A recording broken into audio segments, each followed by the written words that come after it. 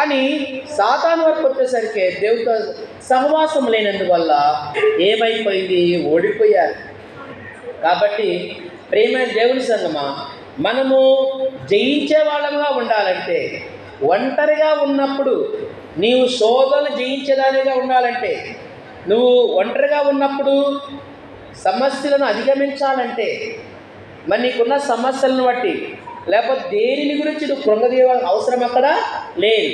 మీరు నా ఆజ్ఞలు పాటిస్తే మీరు నాకు నిజముగా శిష్యులై ఉంటారు, నాకు స్నేహితులై ఉంటారన్నాడు ప్రభు. దేవుని స్తోత్రం చెప్పండి. హల్లెలూయా. మీరు నా ఆజ్ఞలు గైకొంటే మీరు నాకు స్నేహితులై ఉంటారు.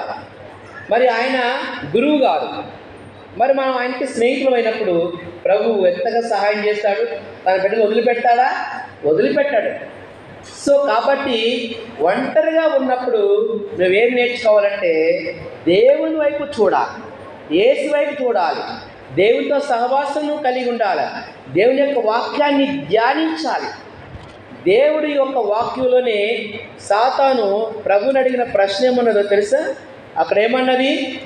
దేవుని యొక్క వాక్యంలో నుంచి సాతాను అంటున్నది, ఆయన నిన్ను గూర్చి తన దూతలకు ఆజ్ఞాపించును, నీ పాదం ఎప్పుడైనా రాతికి తగలకుండా వారు నిన్ను చేతులతో ఎత్తుకొందురని దేవుని యొక్క వాక్యం చెబుతున్నది. సాతాను చెబుతున్నది. ఎవరికి? యేసు ప్రభువు చెబుతున్నది.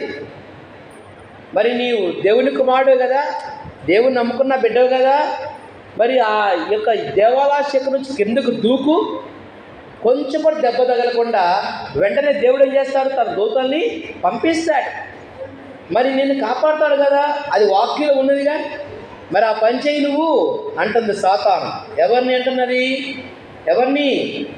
యేసు ప్రభుని అంటున్నది. మళ్ళీ యేసు ప్రభు ఏం చేస్తాడు? మళ్ళీ వాక్యం తీశాడు.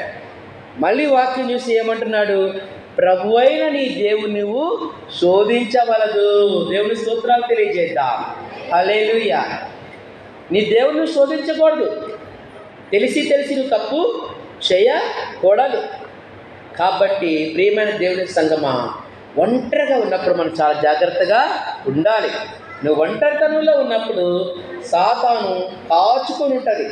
అప్పుడు నువ్వు సాతాన్ని ఓడించాలంటే ఈ రెండు విషయాలు మనం కలిగి ఉండాలి. ఒకటి దేవునితో సహవాసం కలిగి ఉండాలి, రెండవది దేవుని యొక్క వాక్యం మన హృదయంలో ఉండాలి.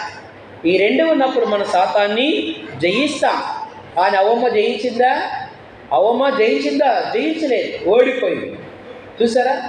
అవ్వమ్మ ఓడిపోయింది. అందువల్ల ఈ లోకమంతా కూడా ఎవరు ఆధీనంలోకి వెళ్ళిపోయింది? సాతాను ఆధీనంలోకి వెళ్ళిపోయింది. అప్పుడు ప్రభువు అంటున్నది సాతాను, ఈ లోకమంతా నా ఆధీనంలోకి వచ్చింది, ఇప్పుడు నువ్వేం చేయాలి? నాకు నమస్కారము చెయ్యి, ఈ మొత్తం నీకే ఇస్తాను అంటున్నది. చూడండి, సాతాను చేతికి జుట్టిచ్చే అలాగ మనం దాని ఆధీనంలోకి వెళ్ళిపోయిన తర్వాత ఇప్పుడు ఈ లోకమంతా కూడా సాతాను ఆధీనంలో ఉంది కదా. మనం చూస్తూనే ఉన్నాం ఎలాంటి భయంకర దినాలు మనం చూస్తున్నాం ఈ దినాల్లో. కాబట్టి మనము జయించే వారంగా ఉండాలంటే, సాతాన్ని మనం జయించాలంటే ఒంటరిగా ఉన్నప్పుడు ప్రార్థన చేయాలి, ఒంటరిగా ఉన్నప్పుడు ఆయనతో సహవాసం చేయాలి, ఒంటరిగా ఉన్నప్పుడు ఆయన వాక్యాన్ని మనం ఏం చేయాలి? ధ్యానము చెయ్యాలి. అప్పుడు సాతాన్ని ఓడిస్తాం. అవ్వమ్మ ఓడించలేదు, యేసయ్య ఓడించాడు. 40 రోజులు ఉపవాసం ఉండి ప్రభువు సాతాన్ని ఓడించాడు. చూడండి, మరొక వ్యక్తిని మనము చూస్తాము. ఇక్కడ ప్రభు ఏమో సాతాన్ని ఓడించాడు, అవ్వమేమో సాతాను చేతిలో ఓడిపోయింది. కారణం ఏంటి? అవ్వమ్మ ఓడిపోవడం కారణం ఏంటి? దేవునితో సహవాసము లేదు. రెండవది, దేవుని యొక్క వాక్యం ఆమె హృదయంలో లేదు. తర్వాత యోసేపును చూస్తాం. భక్తులని యోసేపు ఉన్నాడు బైబిల్లో, యవ్వనస్తుడు. ఆయన ఒంటరిగా ఉన్నప్పుడు ఆయనకు ఒక శోధన వచ్చింది. ఒంటరిగా ఉన్నప్పుడు శోధన. ఎప్పుడు? ఒంటరిగా ఉన్నప్పుడు శోధన. ఒక ఆమె తన భర్త ఇతర ప్రాంతాలకు వెళ్ళిపోతే ఇది అవకాశంగా చూసుకొని ఆమె ఏం చేసిందంటే, తన భర్త లేడు కదా అని తన ఇంట్లో పనిచేసే ఒక యవ్వనస్తుడి మీద, అతని మీద కన్నేసి అంటే తనతో పాపం చేయాలని ప్రయత్నం చేసింది. ఎప్పుడు ఒంటరిగా ఉన్నప్పుడు. ఎప్పుడు ఒంటరిగా ఉన్నప్పుడు. చూడండి, అయితే యోసేపు ఏమన్నాడు, అయ్యో నేనింత